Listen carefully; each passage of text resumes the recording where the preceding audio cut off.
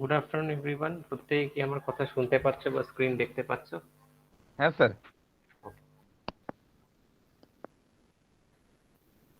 So in yesterday's class, we have derived or obtained the final form of Bose-Einstein statistics. So the final form of the Bose-Einstein statistics was Ni is equal to Gi divided by e to the power alpha plus beta epsilon I minus 1. Or if anyone interested to write this expression in continuous form, he or she may write NEDE is equal to GEDE divided by e to the power alpha plus beta E minus 1. So both of these expression represents the same thing. Both of them, it means the number of particles within a given range of energy E to E plus D. Ni represents the number of particle in a given energy level ith energy level. Number of particle in the ith energy level, that is represented by Ni, and NEDE represents the number of particle within a given energy range E to E plus D.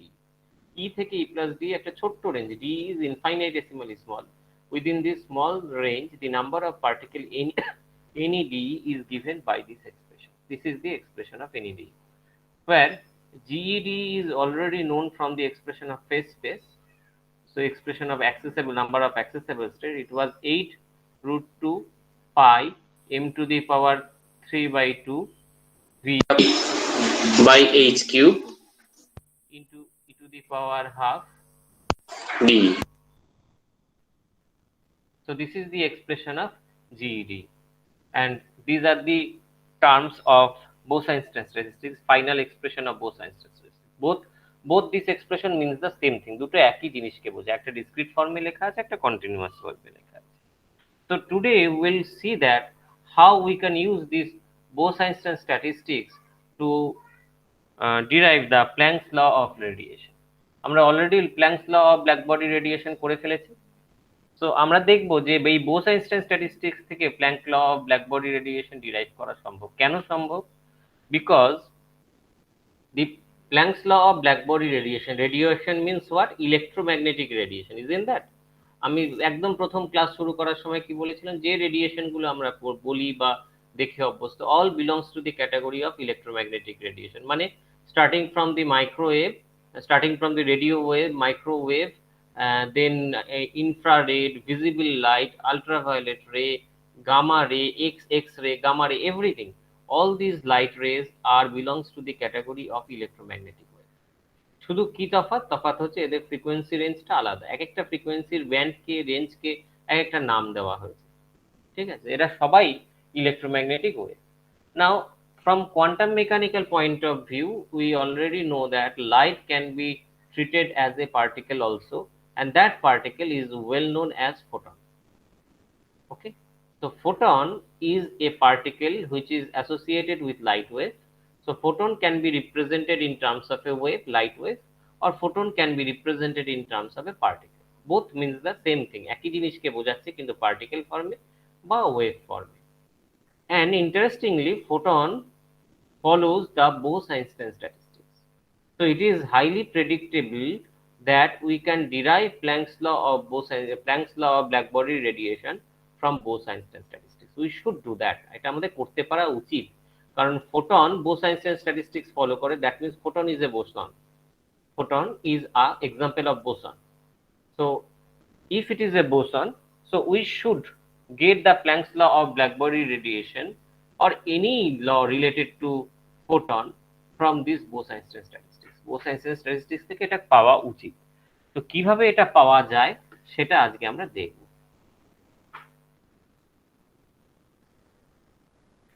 Now whenever we are dealing with a photon, there is a problem. কি problem? Photons are basically packet of energy. ফোটনকে আমরা particle বলছি ঠিকই, কিন্তু সেটা আসলে কিন্তু এনার্জির packet. এক একটা প্যাকেটকে আমরা একটা পার্টিকেল হিসেবে ট্রিট করছি। A packet of energy is considered as a single particle or photon. Now that means if it is a energy, so there is a high chance that it will be absorbed by the wall of the container at any constant of time. তার মানে এটা হতেই পারে আমার যে container রয়েছে সেই কন্টেইনারের দেওয়াল থেকে দেওয়ালটা সেই ফোটনটাকে কোনো একটা ইনস্ট্যান্ট অফ টাইমে অ্যাবজর্ব করে নিল। সো দ্যাট ইজ পসিবল, সেটা হতেই পারে। তাহলে যখনই সেটা অ্যাবজর্ব করে নেবে তাহলে আমার এখানে ফোটন কমে যাবে। মনে করে এখানে আমার ইনিশিয়ালি 5টা ফোটন ছিল, এরকম 5টা ফোটন ছিল। তো কোনো একটা ইনস্ট্যান্ট অফ টাইমে আমার এই ওয়ালটা এই একটা ফোটনকে অ্যাবজর্ব করে নিল, because it is energy, anyone can absorb, any atom, any molecule has right to absorb that energy. তো একটা কোনো মলিকিউল বা অ্যাটম কোনো একটা সময় একটা পার্টিকেলকে অ্যাবজর্ব করে নিল। তো অ্যাবজর্ব যদি করে নেয় তাহলে নাম্বার অফ পার্টিকেল আমার কমে গেল, 5টা ছিল সেখান থেকে 4টে হয়ে গেল। 5টা ফোটন নিয়ে আমি শুরু করেছিলাম, 4টে হয়ে গেল। অথবা এরকমও হতে পারে কোনো একটা ইনস্ট্যান্ট অফ টাইমে একটা মলিকিউল বা অ্যাটম যে সে একটা ফোটন বাইরে ছেড়ে দিল, অর্থাৎ একটা একটা এনার্জি প্যাকেট বাইরে ছেড়ে দিল। তো if that happens, the number of photon will increase. So either cases, whether it is Absorb or liberated, either cases sir the number আওয়াজটা ডিস্টার্ব করছে স্যার। হ্যাঁ বলো। আওয়াজটা স্যার আপনার আপ ডাউন করছে। ওকে, অ্যাকচুয়ালি নেটওয়ার্কের খুব প্রবলেম হচ্ছে আমার, মানে আমার ইন্টারনেট কানেকশনেরই খুব প্রবলেম হচ্ছে। আচ্ছা, সেই জন্য মাঝে ইকো হয়ে যাচ্ছে আপনার।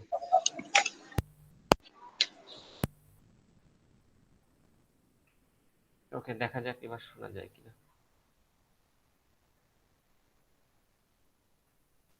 So what I was trying to tell you that every time you are placing some amount of photon within a container, একটা বাক্সের মধ্যে তুমি ধরো 10টা ফোটন ভেতরে ঢুকিয়ে দিলে, so every time there is a probability that certain amount of photon will be absorbed by the molecules or atoms at the wall of the container. কন্টেইনারের দেওয়ালে যে অ্যাটম মলিকিউল গুলো আছে তারা হতেই পারে কিছু পরিমাণ ফোটনকে, because photon is a energy, তো তারা অ্যাবজর্ব করে নিল, h nu amount energy absorb করে নিল, মানে একটা ফোটন অ্যাবজর্ব করে নিল। তো তাহলে তোমার ফোটন কমে গেল। অথবা হতেই পারে কোনো একটা ইনস্ট্যান্ট অফ টাইমে তারা সার্টেন অ্যামাউন্ট অফ ফোটন, কয়েকটা ফোটন সে ভেতরে ছেড়ে দিল, তাহলে কি হলো, তোমার ফোটনের সংখ্যা বেড়ে গেল। In either case my point is that the number of particle within the box is not constant anymore. বাক্সের মধ্যে যে কটা পার্টিকেল বা যে কটা ফোটন তুমি রেখেছো সেটা কনস্ট্যান্ট হচ্ছে না। This is actually happens for photon, ফোটনের জন্য এটা ঘটে, because photon is a form of energy. তাহলে সমস্যাটা হচ্ছে এই যে আমরা যে বোস-আইনস্টাইন স্ট্যাটিস্টিক্স ডিরাইভ করেছিলাম সেখানে মনে করে দেখো ইকুয়েশন নাম্বার 1 লেখার সময় আমি লিখেছিলাম n is equal to n1 plus n2 plus n3 এরকম করতে করতে up to nk, so that means it is summation over I is equal to 1 to k ni, so that means this is n minus summation over ni is equal to 0, or it means the number of particles within the container is fixed, or law of conservation mass. This is the law of conservation of mass, or in other words the total number of particle within the container should be fixed. কিন্তু photon যদিও তারা বোসনের property follow করছে কিন্তু তাদের সংখ্যা কন্টেনারের মধ্যে fixed নয়। তাহলে বোস-আইনস্টাইন স্ট্যাটিস্টিক্স যে ফর্মে আমরা লিখেছি সেই ফর্মে সেটা ফোটনের জন্য অ্যাপ্লিকেবল নয়। যে ফর্মে আমরা বোস-আইনস্টাইন স্ট্যাটিস্টিক্স লিখেছি NEDE is equal to GEDE divided by e to the power alpha plus beta e minus 1, এই ফর্মে এটা অ্যাপ্লিকেবল নয়, কারণ এটা ডিরাইভ করার সময় আমরা প্রথমেই ধরে নিয়েছিলাম total number of particle is fixed. তাহলে আমরা কিভাবে কাজ করব, কিভাবে এর ওয়ার্ক অ্যারাউন্ড তৈরি করব, একটা সলিউশন বের করব। দি সলিউশন ইজ দ্যাট আমরা পুরো ডিরাইভেশনটা করিনি, কিন্তু ডিরাইভেশনটা যদি কেউ করে বা যাদের কাছে অমল চক্রবর্তী আছে তাকে সেখানে দেখবে করে দেওয়া আছে, সেইখানে দেখবে সবকটা স্ট্যাটিস্টিক্স এর ডিরাইভেশনের মধ্যে একটা টার্ম আসবে, বড় একটা যোগ আসবে, যেখানে something alpha into n minus summation over n i plus beta into e minus summation over n i epsilon i is a plus dot dot dot dot equal to 0 হবে। মানে আগে আরো কিছু টার্ম আছে, পরে আরো কিছু টার্ম আছে, মাঝে এই দুটো টার্ম আছে, এটা ইকুয়াল টু 0। এবার এতক্ষণ ধরে আমরা যখন ডিরাইভেশন করেছিলাম এইটা আমাদের কাছে 0 ছিল, কারণ এটা ইকুয়েশন নাম্বার 1। এটা আমাদের কাছে 0 ছিল, তার মানে এই পুরো টার্মটা ভ্যানিশ করে যাচ্ছিল। তাহলে আমি যদি এই পুরো টার্মটাকে ভ্যানিশ করে রাখতে পারি তাহলে আমাদের এক্সপ্রেশনের কোনো চেঞ্জ হবে না, কিন্তু আমি যদি এই পুরো টার্মটাকে ভ্যানিশ না করতে পারি, 0 না করতে পারি, তাহলে আমাদের এক্সপ্রেশন চেঞ্জ করে যাবে। তাহলে আমাদের ইজিয়েস্ট ওয়ে কি, এই টার্মটাকে ভ্যানিশ করবার জন্য n মাইনাস ni এখন আর কনস্ট্যান্ট নয়। So n minus ni summation over ni এখন আর 0 নয়, n capital N minus summation over ni এটা আর এখন 0 নয়। তার মানে এই ব্র্যাকেটের মধ্যে যে টার্মটা রয়েছে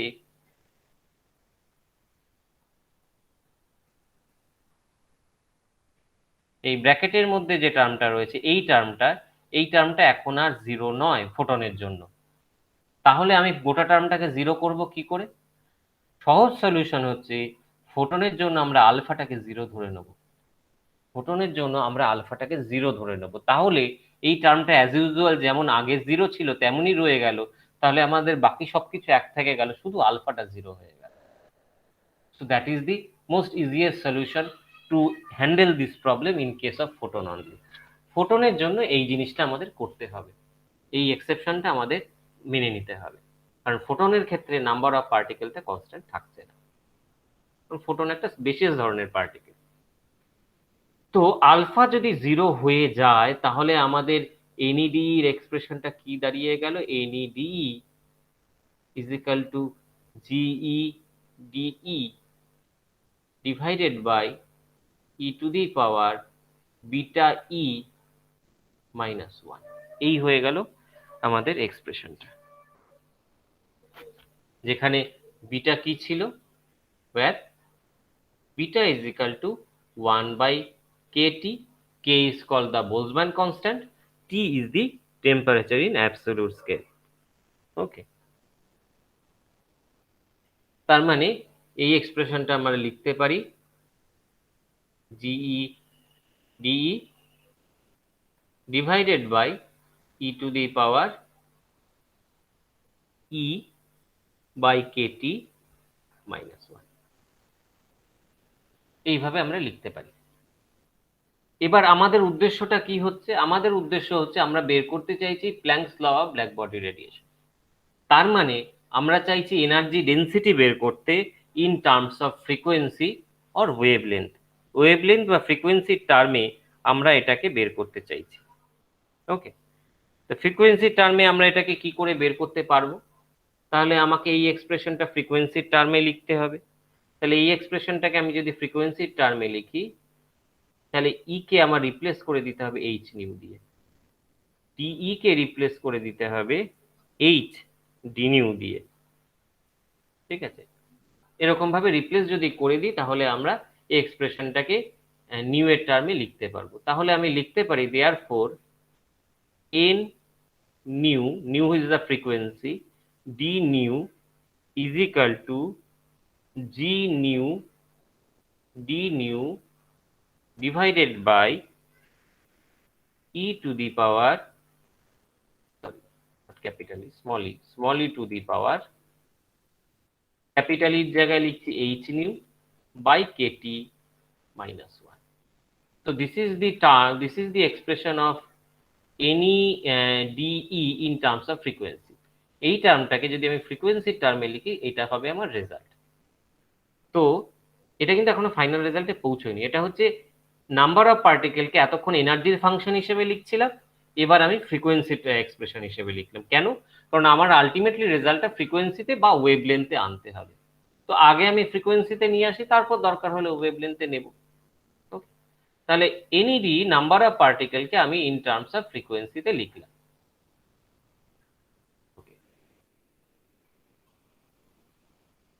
আচ্ছা, এই এক্সপ্রেশনে জি নিউ ডি নিউটা আমার এখনো জানা নেই, জি নিউ ডি নিউটা কত সেটা আমার এখনো জানা নেই। আমরা জিইডি এর এক্সপ্রেশনটা জানি, জিইডি এর এক্সপ্রেশনটা কত হয় আমি জানি, জিপিডিপির এক্সপ্রেশন কত হয় আমি জানি। এগুলো সবই ফেস ফেসের সময় আমরা করেছি। নাম্বার অফ অ্যাক্সেসেবল স্টেট বের করবার সময় আমরা অলরেডি বের করেছি what is the number of accessible state in terms of energy or what is the number of accessible state in terms of momentum, সেটা আমরা আগেই বের করেছি। কিন্তু এনার্জির টার্মে বের করলেও, মোমেন্টামের টার্মে বের করলেও, ফ্রিকোয়েন্সির টার্মে আমরা কখনো বের করিনি। তাহলে আমাকে ফ্রিকোয়েন্সির টার্মেও জেনে নিতে হবে। ফ্রিকোয়েন্সির টার্মে জানতে গেলে আমাদের জিপিডিপির এক্সপ্রেশন কত ছিল? জিপিডিপির এক্সপ্রেশন ছিল 2 into 4 pi P square DP divided by h cube. Okay. Now, what is the relation between P and nu? It is P is equal to h nu by c. Therefore, dP is equal to h by c d nu. তাহলে আমাদের কাজ হচ্ছে simply P গুলোকে এই এক্সপ্রেশনে এটা দিয়ে replace করে দেওয়া, আর ডিপি গুলোকে এটা দিয়ে রিপ্লেস করে দেওয়া। তাই যদি আমি করি, will get the expression of g nu d new, G nu d new, which will be equal to 2, আচ্ছা হ্যাঁ 2 into 4 pi by h cube, এটা তো কনস্ট্যান্ট। পি স্কোয়ার মানে হচ্ছে h নিউ বাই সি এর স্কোয়ার, ডিপি মানে হচ্ছে h by c d nu. তাহলে পিটাকে এইখানে রিপ্লেস করে দিলাম, ডিপিটাকে এখানে বসিয়ে দিলাম, ডিপির ভ্যালুটা। তাহলে যেটা হলো, that is my G nu d new, that is the same expression in terms of new. যেটা পি এর টার্মে ছিল, যেটা এনার্জির টার্মে ছিল, সেটাকেই আমি নিউ এর টার্মে লিখলাম। মানে কখনো ইচ্ছে হলে আমি মোমেন্টাম দিয়ে রিপ্রেজেন্ট করতে পারি, এনার্জি দিয়ে রিপ্রেজেন্ট করতে পারি, ফ্রিকোয়েন্সি দিয়ে রিপ্রেজেন্ট করতে পারি, ল্যামডা দিয়ে রিপ্রেজেন্ট করতে পারি, because all they are interrelated, প্রত্যেকে একে অন্যের সাথে কানেক্টেড। তাহলে আমার এক্সপ্রেশনটা ফাইনালি কি দাঁড়ালো? আমার ফাইনালি এক্সপ্রেশনটা দাঁড়ালো, আচ্ছা এখানে যেটা হচ্ছে, এখানে একটা ভি আছে, 4 পাই ভি আছে, ভিটা লিখতে আমি ভুলে গেছি, এখানে একটা ভি আছে, তাহলে এখানে একটা ভি আছে। তাহলে আমার এক্সপ্রেশনটা দাঁড়ালো 8 pi v into nu square by c cube into d nu. কারণ এইচ কিউব ক্যান্সেল হয়ে গেল, এখানে দেখো এইচ কিউব আছে, উপরে এখানে এইচ স্কোয়ার আছে, এটা এইচ স্কোয়ার, এটা এইচ, তাহলে এইচ স্কোয়ারের এইচ গুণ করলে হয় এইচ কিউব ক্যান্সেল হয়ে গেল, পরে থাকলো শুধু c cube. So this is the expression of g nu d nu. তাহলে আমার এনার্জি নাম্বার অফ পার্টিকেলের এক্সপ্রেশনটা কি হবে? তাহলে number of particle n nu d nu হয়ে গেল, এন নিউ ডি নিউ, এটা হয়ে যাবে, this will be equal to g nu d nu divided by e to the power h nu by kt minus 1. So that means 8 pi v into nu square, v into nu square divided by c cube d nu into 1 by e to the power h nu by kt minus 1. Simply G nu d new এর জায়গায় তার ভ্যালুটা আমি বসিয়ে দিলাম, আর কিচ্ছু করিনি। ঠিক আছে, তাহলে একটা পার্টিকেলের এনার্জি কত? H nu. কতগুলো পার্টিকেল এখানে আছে? N nu d nu. একটা পার্টিকেলের এনার্জি, ওয়ান পার্টিকেল, পার্টিকেলটা কে? ফোটন, পার্টিকেলটা photon. One particle has a energy equal to h nu. তাহলে কতগুলো পার্টিকেল আছে এখানে? H nu d nu. Therefore total energy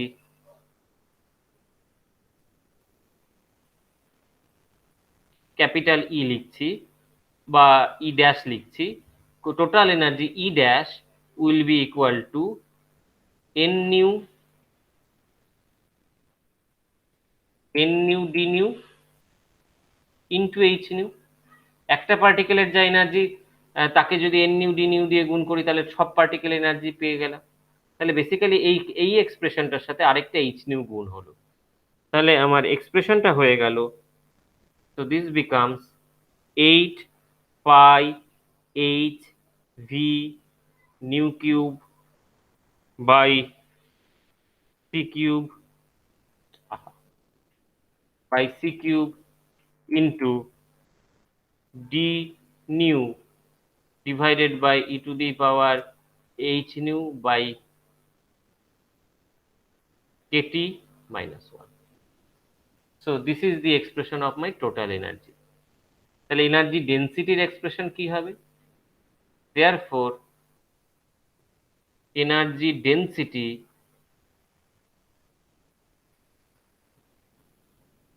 u nu d nu will be equal to total energy E divided by volume, because any density means something divided by volume. Energy density means total energy divided by volume.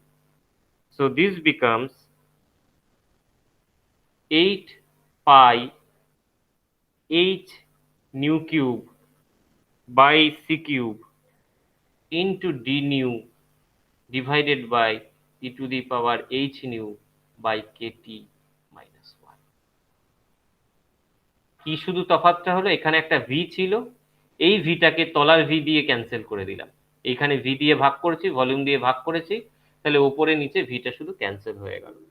And খুলে দেখো যদি আগের note থাকে বা বই থাকে, তাহলে খুলে দেখো যে this is the expression for Planck's law of black body radiation in terms of frequency. ফ্রিকোয়েন্সির থেকে যদি ওয়েভলেন্থে কনভার্ট করতে চাই, তাহলে যেখানে নিউ পাবো সেগুলোকে সি বাই ল্যামডা দিয়ে রিপ্লেস করে দেবো, এবং যেখানে ডি নিউ পাবো সেখানে এটাকে magnitude of minus c by lambda square d nu দিয়ে রিপ্লেস করে দেবো। তো সেইগুলো যদি করে দিই তাহলে আমার এক্সপ্রেশনটা ল্যামডা টার্মে বেরোবে। It will become u lambda d lambda, and it will become 8 pi hc divided by lambda to the power 5 into 1 into d lambda by e to the power hc by lambda kt minus 1.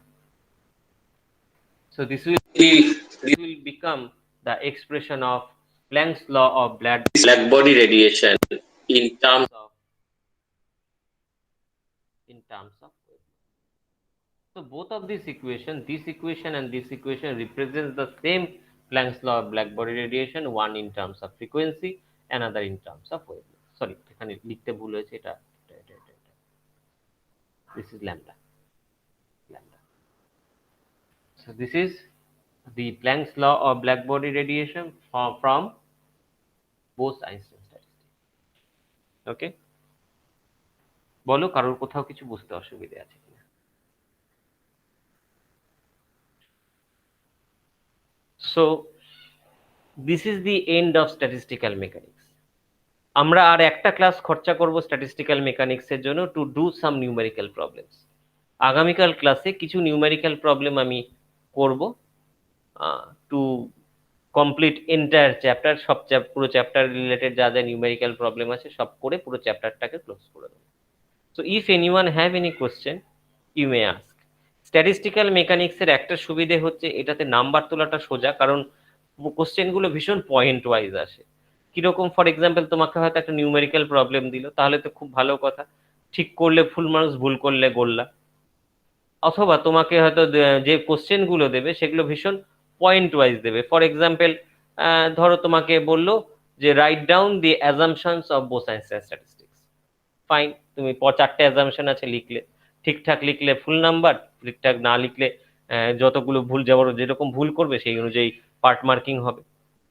ঠিক আছে, আর কিরকম প্রশ্ন আসতে পারে, আর ধরো যে derivation গুলো করলাম, এই আজকের ডিরাইভেশনটা বা আগের দিন যে অ্যাভারেজ এনার্জির সাথে ইএফ, দ্যাট মিনস ফার্মি এনার্জির যে রিলেশন সেটা করলাম। তো all this things are actually related to either very much close to numerical analysis. মানে তুমি অঙ্ক কষার মতোই পুরো ব্যাপারটা আর কি। তুমি যদি ঠিক করো ফুল মার্কস পাবে, যদি ভুল করো তাহলে কিছুই পাবে না। তো এখানে নাম্বার তোলাটা একটু প্র্যাকটিস করে নিলেই এখানে নাম্বার তোলাটা ভীষণ সোজা, কারণ এখান থেকে এমন কিছু সাংঘাতিক প্রশ্ন আসে না যেটা আমি ক্লাসে করালাম না, এরকম কিছু কোশ্চেন আসে না, সবই এটাকেই ঘুরিয়ে ফিরিয়ে এদিক ওদিক করে আসে। তাহলে কারুর যদি কোথাও কোনো কোশ্চেন থাকে, কোনো কনফিউশন থাকে, জিজ্ঞাসা করতে পারো।